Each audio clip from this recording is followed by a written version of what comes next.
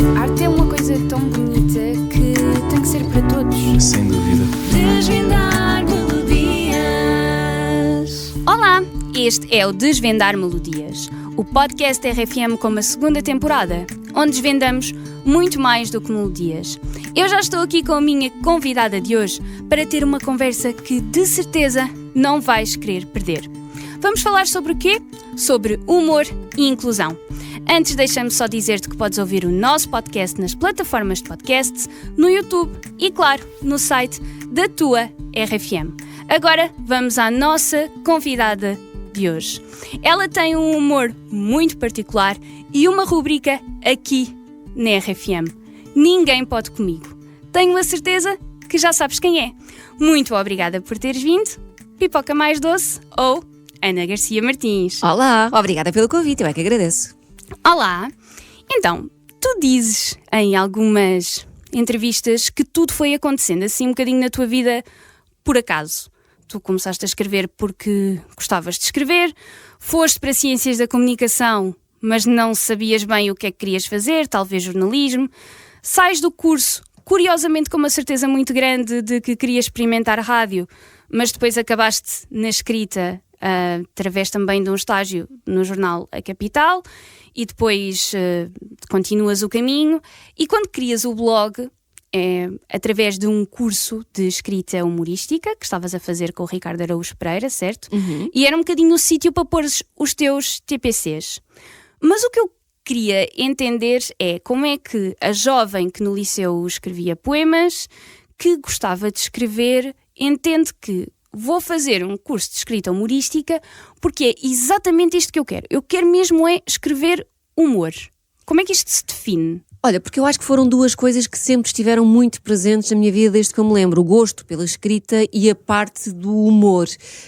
Eu não me lembro destas duas coisas não existirem na minha vida. Portanto, eu achei que fazia sentido, criando um projeto online, achei que era isto que fazia sentido. Escrever, mas escrever com humor. Independentemente do tema, fosse o que fosse, e naquela altura havia uma grande liberdade, porque acho que não havia um escrutínio tão grande sobre aquilo que as pessoas escreviam. Eu acho que havia mais liberdade criativa.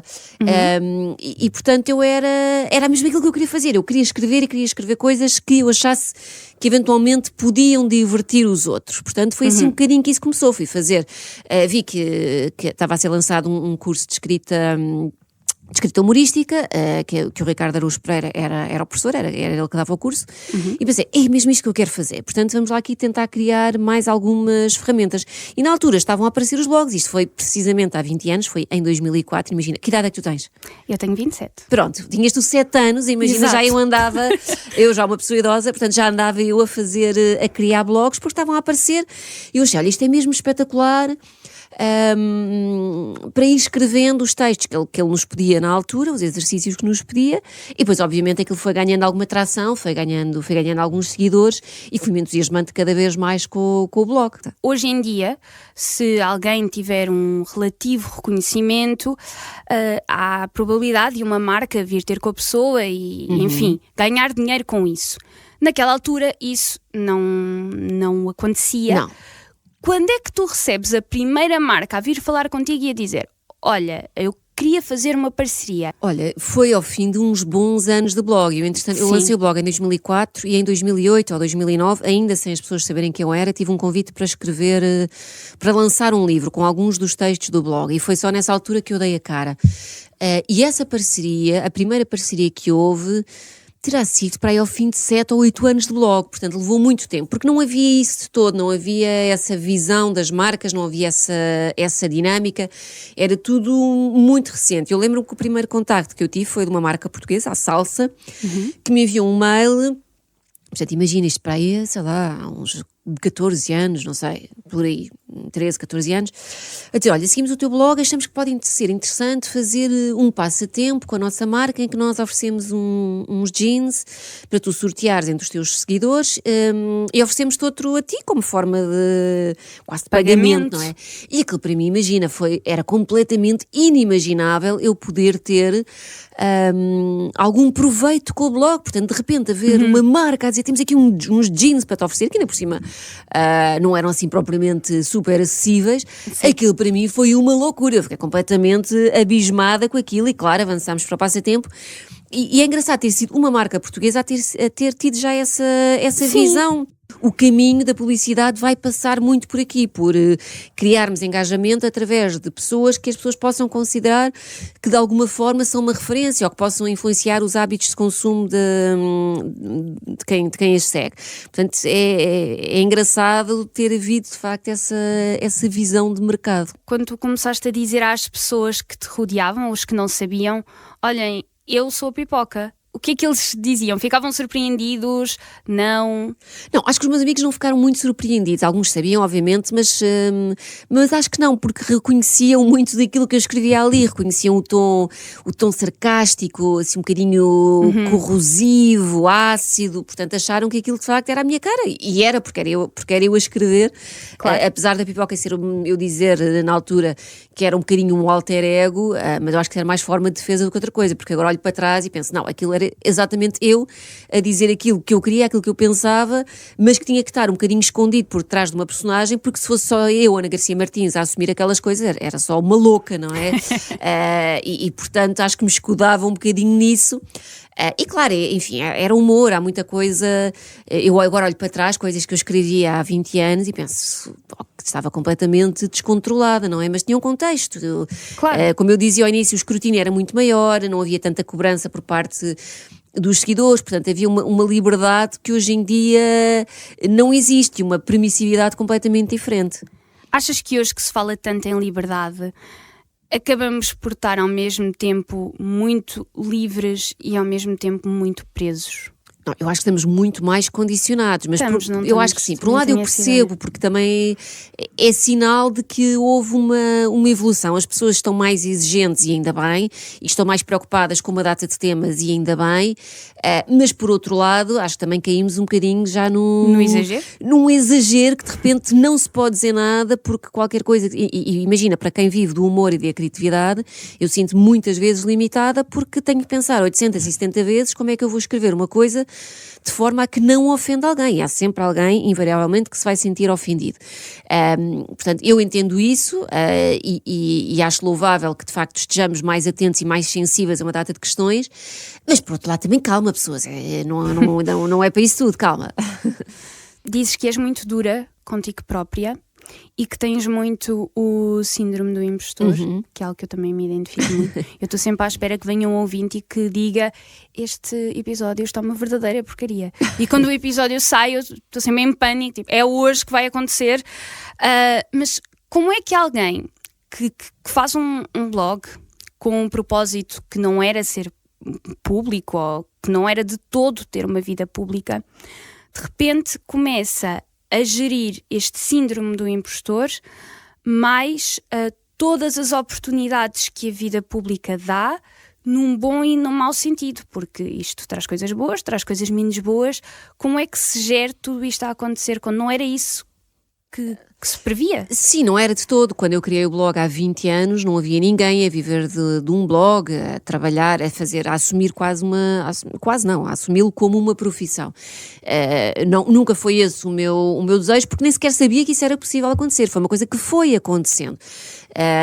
E portanto foi um processo muito natural, diria, não houve nenhum planeamento.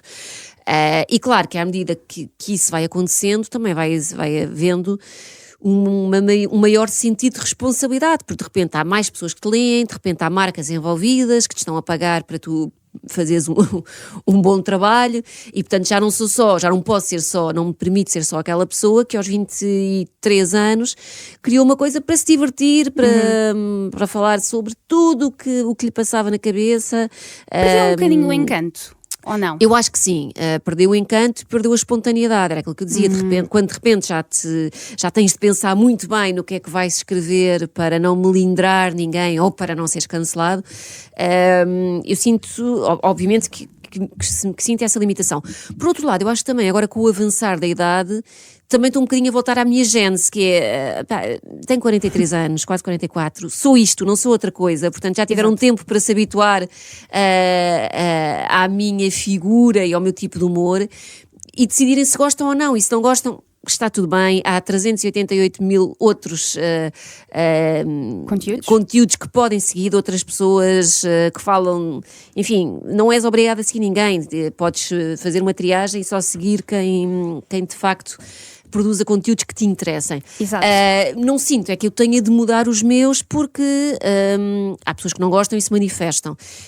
Mas eu acho que isso é uma aprendizagem que vem com a idade, é pensar, se calhar tive ali aquela fase de, ok, vou tentar agradar a gregos e a troianos e portanto vou-me controlar um bocadinho mais e ser um bocadinho mais neutro, não tão cáustica como costumava ser, e acho que agora a idade faz-me perceber isso. É completamente impossível que toda a gente goste de ti, e nem eu quero isso, não é esse o meu interesse, portanto já me sinto outra vez que está a voltar um bocadinho aquela liberdade de poder dizer o que me vai passando pela cabeça.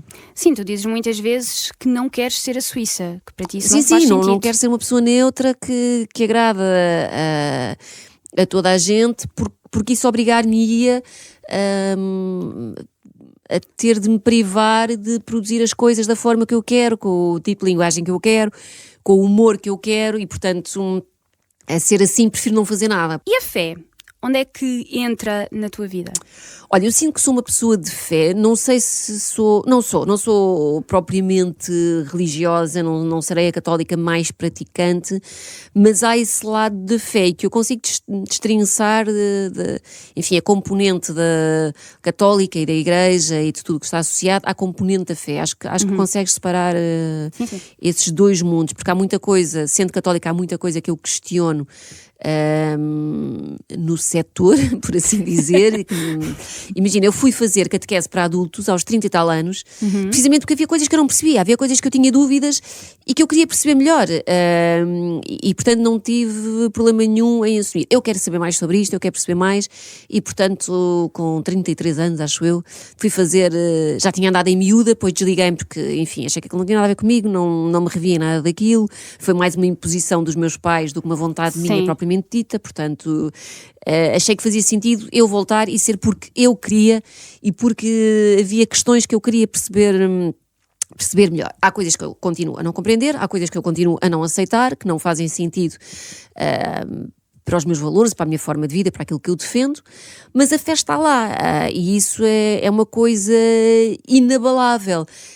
Se calhar é difícil perceber como é que eu posso não concordar com uma data de coisas que são vividas no meio da igreja, mas depois ter fé, mas eu acho que consigo, não sei, separar um bocadinho as duas coisas. E para mim fé é o que faz sentido para ti. Sim, e para mim é-me importante no meu dia-a-dia para a forma como eu vivo, ter esse lado um bocadinho mais esperançoso. Acho que por eu ser uma pessoa muito negativa o tempo todo e estar sempre a ver o copo meio vazio, depois preciso um bocadinho desse equilíbrio que eu acho que a fé me acrescenta. Estavas a falar nesse lado mais negativo, ou de ver sempre o copo meio vazio. Quando tu vais tendo algumas conquistas na tua vida e são mais do que os teus amigos a dizer-te, no fundo é a sociedade que vai reconhecendo, seja de que forma for, tu acreditas nisso? Tu consegues ver mais vezes o copo meio vazio, tu começas a perspectivar o teu futuro e a pensar, se calhar isto começa a fazer mais sentido, como é que é? Eu reajo muito mal aos elogios, às críticas, enfim, reajo mesmo mal, ou reajo sempre com um comentário despropositado, uma piada parva. Uma defesa? Sim, acho que reajo muito melhor aos insultos e às críticas más do que a qualquer coisa que venha de construtivo. Lido mesmo mal com isso, seja-me super constrangida e nunca consigo ver isso. Acho sempre, qualquer coisa que eu faça, fico sempre a achar, devia ter feito diferente, devia ter feito melhor, podia ter tido outro resultado, mesmo que do outro lado me digam, não, era mesmo isto que nós queríamos e foi bom. Acho sempre, tenho esta sensação permanente de estar aquém, e isto é uma constante da minha vida, é uma coisa que me acompanha em tudo, no meu lado profissional, no meu lado social, no meu lado familiar, é a sensação de estar sempre a falhar em alguma coisa. É um bocadinho angustiante às vezes. Usas o humor como defesa?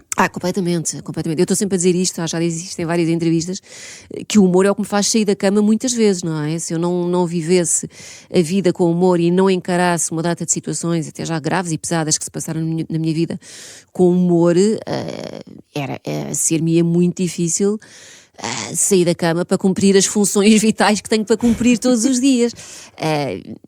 Não tenho qualquer dúvida que o humor já me salvou muitas vezes e que é uma ferramenta absolutamente imprescindível para eu conseguir encarar uma data de coisas na minha vida. Não há nada na minha vida com que eu não seja capaz de gozar, e talvez por isso me falta um bocadinho a sensibilidade às vezes para perceber que as pessoas podem não achar graça a determinados temas, ou que eu brinco com determinadas coisas, como na minha vida não há nada, desde mortes que já houve na minha família, doenças, coisas assim mesmo graves, não há nada com que as pessoas não possam brincar comigo, fazer uma piada que eu própria não faça também.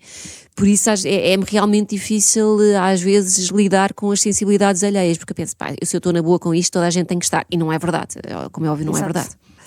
Este podcast tem também uma componente para falarmos aqui um bocadinho sobre inclusão das pessoas com deficiência e surdas. E aqui nesta temática do humor, eu gostava de te fazer a mesma pergunta que fiz a outro humorista que teve cá, o Duarte Pita Negrão. A deficiência é um limite do humor? Olha, não sei, nunca pensei nisso. Estou a pensar nisso agora a primeira vez que me estás a perguntar. É uma pergunta que ainda ninguém fez. Eu acho que sim, era aquilo que nós falávamos das sensibilidades e pensar o que é que... imagina, eu não sei porque eu não passo por isso, porque no meu entorno, assim que me lembre... Quer dizer, o meu pai tinha uma deficiência de 60%, uma doença oftalmológica degenerativa que fez com que ele fosse perdendo a visão, e quando ele morreu ele já via muito pouco. E eu sinto que sou capaz de fazer piadas com isso, portanto, lá está. Agora, fazer sobre terceiros, não sei, porque eventualmente é uma situação que à partida a pessoa já está mais fragilizada, que à partida se calhar já sofre isso na pele todos os dias, do preconceito, da exclusão, e portanto valerá a pena estares a fazer piadas em cima disso, sabendo que a pessoa poderá sentir-se ainda mais marginalizada, mais fragilizada. Não sei. Sim. Imagina, como é que tu te sentes a receber piadas? Eu estou completamente à vontade. Levas na boa? Pois é isso. Mas é que eu levo na boa porque para mim é uma característica, entendes? Quando há uma pessoa que ainda não está nesta fase, por exemplo, pegando no exemplo, vou dar o exemplo que tu disseste agora, de uma pessoa que tinha visão e que vai perdendo a visão. Eu acho que é uma realidade. Tu és obrigada a mudar de realidade sem teres uma escolha. Se eu agora de repente começasse a ganhar visão, e eu sei que isto é muito esquisito para as pessoas, mas é um facto, se eu agora de repente começasse a ganhar visão e o meu mundo virasse de cabeça para baixo, eu não sei se ficaria feliz com isso, genuinamente, porque eu estou tão bem na minha vida como ela é, que era uma mudança que eu não tinha pedido por ela. E eu acho que quando as pessoas não pedem pelas mudanças, seja uma doença, seja uma deficiência, seja o que for, é mais difícil essa aceitação. Tem que se perceber muito o lugar onde a pessoa está. Porque se calhar há muita pessoa que está a ouvir este podcast e me vai dizer assim: "Ei, mas eu conheço uma pessoa com deficiência que está sempre a fazer piadas." Pois, sim, mas é preciso, uma. E não é só isso, é perceber de que lugar é que vêm essas piadas. Vêm de um lugar de defesa, vêm de um lugar de eu vou fazer primeiro para que outros não façam, ou vem de um lugar completamente descontraído de isto é uma característica, então eu vou fazer porque me apetece fazer. Todas estas são legítimas, mas todas estas vão receber uma piada que venha de terceiros de forma diferente.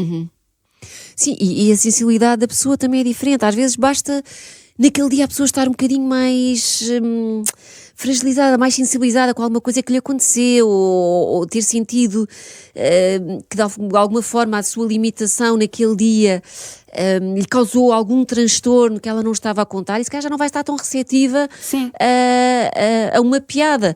Mas depois, por outro lado, eu também acho que há muito desconhecimento, porque lá está, se tu não convives diariamente ou de forma frequente com uma pessoa portadora de uma deficiência, é este o termo? Pessoa portadora de uma deficiência? Não. Sim, pessoa com deficiência. Pessoa com deficiência. E se calhar ser-te-á mais difícil perceberes, porque não sabes o que é que a pessoa passa na vida dela, não sabes como é que ela faz para chegar do ponto A ao ponto B, tudo o que ela vive, o que ela ultrapassa diariamente, independentemente do tipo de deficiência que tenha. Portanto, eu acho que é relevante. Antes de nós começarmos, eu fiz-te algumas perguntas. Sim. E eu confesso que faço perguntas e vou sempre a medo, porque tenho medo de estar a pisar algum limite, tenho medo de estar, como tu dizias, a usar um termo que não é suposto ser usado, e então parece que estamos sempre em pezinhos de lã quando se trata de uma pessoa, seja com uma deficiência, seja com uma doença, porque não sabes se vais melindrar a pessoa. E eu não sei se isso às tantas não faz com que a pessoa... tu dir-me-ás seguramente isto, melhor podes responder, se às tantas a pessoa também não sente que isto é mais uma forma de exclusão. Eu não diria isso. Eu acho é que existe uma questão, e estava a pensar nisto agora, porque isto também é o engraçado destas conversas, é que há coisas que eu também não vou pensando e me surgem num momento, que eu acho é que o desconhecimento pode acontecer que se caia no risco do estereótipo. Ou seja, se eu tenho desconhecimento sobre uma deficiência e vou fazer piadas, eu se calhar vou fazer piadas sobre o usual. E o usual, até que ponto é o real? Até que ponto não são estereótipos pré-concebidos pela sociedade? E se calhar a piada vai cair mal à pessoa com deficiência, não porque é sobre a deficiência, é porque está mal feita. Eu acho que muitas vezes é isso. Eu sou uma defensora de que não há limites para o humor, não há nenhum tema que não possa ser abordado em contexto humorístico. Desde que a piada seja boa, que não seja só uma coisa absolutamente básica e gratuita. Claro que depois quem recebe a piada poderá achar graça ou não é? Mas aí essa é a tua liberdade, é decidir se achaste graça ou se não achaste, e no limite não te ris ou levantas-te e vais-te embora. Acho que a pessoa também não pode ser condicionada a não poder fazer uma piada porque em última instância as pessoas vão sempre assim... Vais sempre atingir alguém, sempre. Há sempre alguém que não vai gostar, seja qual for o tema. Portanto, não podes impor-te isso sob pena de então não há temas para fazeres humor, porque há sempre alguém que vai sentir aquela piada ali quase como uma flecha e não vai gostar e portanto não pode ser esse o critério. Acredito sim em fazer as piadas da forma mais inteligente possível e entregar a melhor piada possível, mas acho que isto mexe com sensibilidades e ao fim do dia, enfim, não é? Cada um tem a sua e vai sempre reagir de uma forma imprevisível. Tu nunca sabes, quando sobes a um palco e vais fazer stand-up, não sabes quem é que está à tua frente, mas assumes que a pessoa já conhece mais ou menos o teu tipo de humor e, portanto, não se vai sentir ofendida. Exato, sim. Mas sabes lá, não é? Há um amigo que vai por arrasto, há alguém que aparece pela primeira vez, alguém que não faz a mínima ideia quem é que tu és e não vai gostar. E é perfeitamente legítimo que não goste. Que não goste, mas é um exercício difícil de ser feito. Qual é que achas que é o caminho? É não se fazer ou estudar para se fazer? Olha, nem sei se é alguma dessas... Pois, exato, eu dei aqui duas hipóteses. Dessas opções. É que é muito fácil dizer, eu se tivesse uma deficiência não me ia sentir ofendida, mas não sei, estou a falar de forma muito gratuita, porque não tenho, não é? Eu gosto de acreditar que não, porque olhando para a minha vida, e lá está, como eu dizia, para tudo o que já aconteceu na minha vida e situações bastante graves, e consigo fazer humor e aceito que faço humor com todas elas, portanto, eu penso que se agora de repente me acontecesse alguma coisa, ficasse muito doente ou surgisse algum tipo de deficiência, que eu também seria capaz de brincar com isso e deixar que outros brincassem. Mas estou a falar de um sítio muito confortável, não é? Que eu não sei, há um desconhecimento. Não sei se estudar, acho que sim, acho que deve haver mais informação, acho que deves eventualmente privar mais com as pessoas e fazer perguntas sem medos e tentar perceber mais como é que é a realidade dessas pessoas, como é que elas vivem, que dificuldades é que enfrentam todos os dias, de que formas é que se sentem excluídas, como é que podemos fazer para que se sintam melhor e mais incluídas todos os dias, até perguntar, em última instância, qual é o limite daquela pessoa para uma piada, até onde é que se pode ir para se fazer uma piada. Acho que pode haver esse meio termo. Mas também não acho que haja uma necessidade absoluta de fazeres todo um espetáculo, sei lá, em torno... Sim, eu estou a perceber. Imagina, se calhar se fores tu, se quiseres ir fazer stand-up, se calhar tem graça tu fazeres todo um espetáculo todo em torno do tema da tua limitação, da tua deficiência. Será mais aceite? Eu acho que sim, por exemplo, já tiveste pessoas a fazerem, que tiveram, lembro-me de ver um humorista que teve cancro e fez um espetáculo só em torno disso, do cancro, e que convidou vários humoristas para fazerem tipo um roast ao cancro. Eu acho graça a isso. De repente estás a brincar com toda aquela situação que é trágica. Não sei qual seria a minha posição enquanto humorista externo, mas acho isso super incrível. Portanto, fica aqui uma dica para ires fazer um espetáculo sobre... Mas, não é... Se te convidassem para fazer um roast ao cancro, quando tens uma pessoa que tem cancro lá, sim, sentiste-ias confortável? Pá, sentia, porque lá está, porque a pessoa está lá, a pessoa também vai participar. E eu lembro nesse que eu fui fazer, era um humorista que tinha um cancro que, ao que tudo indicava, era terminal e que acabou mesmo por falecer ao fim de relativamente pouco tempo, e toda a gente fazia piadas sobre o facto dele ir morrer, ter pouco tempo de vida. Meu Deus. E é chocante, obviamente, mas nele, eu lembro de estar a assistir àquilo tudo, e para ele... Eu acho que até havia algum alívio, sabes? De se poder brincar com aquilo, de tirar um bocadinho a carga negativa, aquela espada que ele tinha sobre a cabeça, porque era uma coisa... que menos que acontecesse algum milagre, era uma situação praticamente irreversível, e ter toda a gente ali a brincar com aquilo, acho que de alguma forma o ajudou, acho que o aliviou de alguma forma. Mais uma vez, acho que nem toda a gente teria esta capacidade para estar ali de repente a ouvir aquele tipo de piadas, mas foi ele que criou, que as fez, que criou o conceito.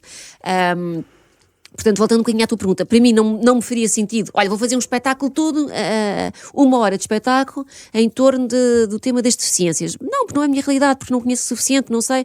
Agora, se pode haver uma piada ou outra pontual, acho que sim. Eu, por exemplo, estou aqui a falar sobre a história do cancro, mas que quem conhece também diz, Marta, mas tu tens completamente naturalidade em falar em, sei lá, em ceguice, em coisas de cegos, assim como tens naturalidade de falar em rins e transplantes renais e hemodiálise, e isso se calhar faz muita impressão às pessoas. Eu, ok, mas isso foi, e é a minha realidade, e é o que é. Ou seja, se calhar assim como eu estou a achar pesado a questão do cancro, ele não achava, porque aí está, tem a ver com a nossa realidade. Se calhar é um bocadinho aquilo que vocês sentem, aquilo que eu estou a sentir em relação ao cancro, é aquilo que vocês sentem em relação à deficiência. Aquele desconfortozinho. Não sei. Mas olha, se um dia decidias criar um roast não é muito a minha cena. Eu acho que acho que sim, mas convida-me, que eu faço questão de, imagina, um roast à deficiência, enfim, vamos embora, vamos com essa ideia para a frente, que eu acho que pode-se. E lá está, eu acho que também acaba por ser pedagógico, as pessoas acabam por aprender sempre alguma coisa. Eu acho que o humor também tem essa componente social e de ensinamento. Podes realmente pôr as pessoas a falar sobre temas sensíveis e ensiná-las, brincando com os temas, ensinar as pessoas de alguma forma sobre como é que podem lidar melhor com estes assuntos. Sim. E na tua vida, o facto de teres tido, por exemplo, essa situação com o teu pai, tornou-te uma pessoa mais sensível, ou que pensa mais nas questões da deficiência, ou isso foi algo natural? Sim, eu acho que isso não está sempre, não é uma coisa ali omnisciente, não é uma coisa que está sempre presente na minha cabeça e que estou o dia todo a pensar nisso, mas acho que se calhar tenho uma sensibilidade um bocadinho diferente. O meu pai, quando chegou à fase em que já tinha muito pouca visão, ele já estava reformado e já estava em casa, portanto não havia aquela coisa de readaptação e quase do desafio de sair de casa e de repente ter que, lá está, de um sítio para o outro, como é que vai, como é que chega, como é que obstáculos é que vai ter que ultrapassar no caminho. Portanto, ele já estava muito protegido disso porque estava em casa e, portanto... Mas acho que sinto isso quando passo por alguém, por algum cego, acho que tenho um bocadinho essa sensibilidade mais apurada de ver se está a precisar de algum tipo de ajuda, se está a encaminhar para o sítio certo, se precisa de alguma orientação, porque ponho do outro lado e penso, isto fosse com um familiar meu, com alguém ou comigo mesma, não é? Porque não estou livre de me acontecer alguma coisa. Gostava que também houvesse esse cuidado para comigo, esse nível de empatia. E eu gosto de acreditar que há. Eu gosto de acreditar que, de uma forma geral, os portugueses são um povo empático e solidário e que se vê alguém em dificuldade se presta a ajudar. Mas tu, no teu dia-a-dia, que dificuldades é que sentes mais? Eu por acaso sinto que não... Ultimamente eu não sinto assim muitas, já estou tão habituada que para mim não é assim uma coisa que eu quero ir e vou. Eu sinto, eu não penso... Mas há um planeamento maior? Tens pensado, tenho que ir daqui para ali, o que é que eu vou fazer, quando é que vou, que transporte é que vou apanhar, como é que vou apanhar? Mas há um planeamento que seria completamente diferente, por exemplo, há 15 anos. Ok. Porque hoje em dia está tudo num smartphone. Eu penso, ok, imagina que eu nunca tinha vindo aqui à rádio. Por exemplo, no meu primeiro dia aqui na rádio, o que é que eu fiz antes? Fui ver os transportes da minha casa para aqui, o que é que eu tinha que fazer, pus na aplicação, tudo bem, ok, tenho que ir para aqui, tenho estas 3 opções, qual é que é mais viável para mim? Eu lembro-me que na altura ainda morava, quando comecei o estágio, ainda morava na parede e não sabia o caminho e eu queria que tudo corresse bem. E então eu lembro-me que na altura até pedi um serviço que existe, que é o Serviço de Orientação e Mobilidade, em que nós, a parte do caminho a pé, podemos ter uma pessoa que nos ensina e a pessoa vem nos ensinar o caminho. Óbvio que isto não é viável se eu hoje quiser ir ao cinema e quiser ir a um cinema que nunca fui, eu não vou pedir mobilidade para aquele sítio. Eu vou pôr o GPS que me dá as indicações para eu andar a pé e vou de transportes até lá e está tudo ok. Mas isto são as tecnologias que se calhar há 15 anos não havia e que eu acho que dificultavam muito mais a vida das pessoas. Eu sinto que tenho deficiência na altura certa. Hoje em dia há GPS adaptados, há aplicações acessíveis, há até uma câmara que já tem inteligência artificial, sei lá, para nos ler uma carta. E acho que o caminho, a inclusão está na moda. Para o bem e para o mal. E acho que para o bem são estas coisas que vão acontecendo e que se vão desenvolvendo. Estou a falar como cega, sei que aí está, tem a ver com a minha fase do caminho, de estar completamente na boa com isso. Percebo que alguém que chega a Lisboa agora, por exemplo, eu tenho uma amiga que a dificuldade dela, como cega agora a chegar a Lisboa, é que ela diz que há tanto estímulo, há tanta coisa que ela tem que gerir, que ela acaba por às vezes ter um bocadinho de medo e ficar ansiosa e planear as coisas 30 vezes porque não sabe como lidar com esses estímulos. Acho que são pequenas coisas que nós nem pensamos, eu própria já nem penso, e que de facto fazem a diferença e que é importante irmos gerindo, mas eu acho que cada deficiência é como cada uma, e por exemplo, uma pessoa com cadeira de rodas. Meu Deus, eu acho que andar aqui por estas ruazinhas de Lisboa deve ser o ai Jesus. Sim. Mas aí está, eu estou a supor, eu posso estar a dizer uma grande asneira, mas acho que é uma questão, aí está a comunicação, falarmos sobre isto, não termos medo de falar sobre, acho que é importante. Dizias que a inclusão está na moda para o bem e para o mal. Sim. Explicaste o bem e para o mal. O que é que achas que a inclusão, esta moda da inclusão tem de mal? Eu acho que, olha, dá um bocadinho o exemplo das redes sociais. Sabes aquela unanimidade de ter que ser tudo perfeitinho? Mas às vezes, por trás, isso não está de facto a acontecer. É um bocadinho esta questão de tem que ser tudo inclusivo. Mas às vezes as pessoas nem vão estudar o que é inclusão. E dizem que, por exemplo, um sítio é inclusivo e chega-se lá e tem uma rampa que, se for preciso, está tapada por um vaso de flores. Ou diz, a nossa empresa, como uma amiga minha teve um exemplo na semana passada que se estava a candidatar a um emprego e que o emprego dizia lá que a vaga era ao abrigo de um estatuto para pessoas com deficiência, ou seja, podia também receber. E ela, super contente, vai para se inscrever porque era até na área dela, e dizem, olha, então venha à entrevista amanhã porque nós queremos fazer o recrutamento amanhã. E ela diz, tudo bem, mas olha, eu sou cega, como dizia aí que estava no estatuto, não sei o quê. É cega? Nós não estamos preparados. Nós estamos para outro tipo de inclusão, para pessoas com cadeira de rodas, mas nós já nos estamos a preparar. Entendes? Fica bonito dizer, fica bonito, mas fazer efetivamente... É uma inclusão efetivamente... seletiva, não é? Exato.